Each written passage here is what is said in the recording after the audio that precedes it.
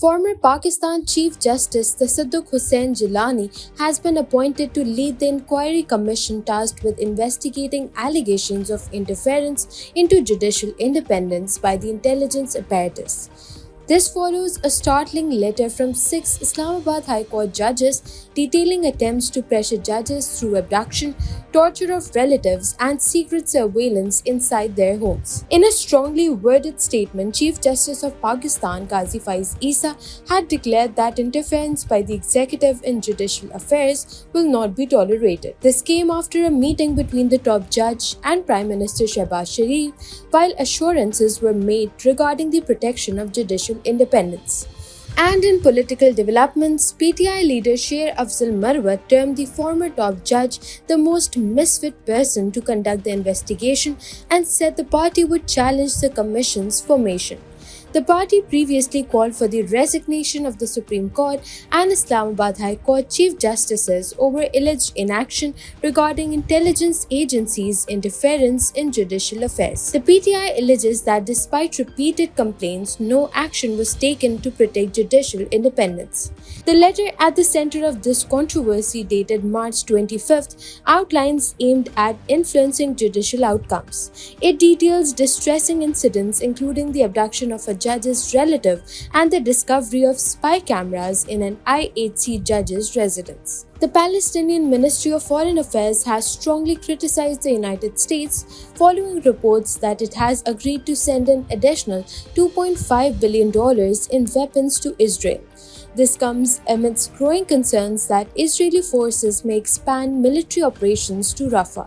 Gaza's health ministry has reported a staggering toll, with 82 people killed and 98 wounded in the past 24 hours alone. The situation in the region remains dire as the conflict escalates. Meanwhile, the Israeli military has denied reports of striking the United Nations interim force in Lebanon in the southern border town of Ramesh.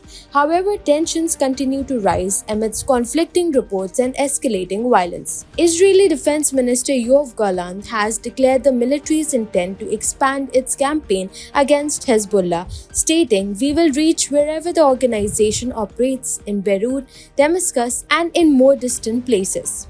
At least 32,705 Palestinians have lost their lives and 75,190 have been wounded in Israeli attacks on Gaza since October 7th. The human cost of this conflict is staggering and demands urgent attention from the international community. Finance Minister Nirmala Sitharaman said on Saturday the country's gross domestic product is on track to grow by 8% or more in the quarter ending March 31st. You've had 3 quarters of growth above 8%. And hopefully the fourth quarter, which ends tomorrow, will also have it in the range of 8 or above 8, resulting in 23-24 having an average growth in the GDP of 8 or over 8% is what my expectation is. But I leave it before you. I'm sure all of you are monitoring the Indian economy as much as we do.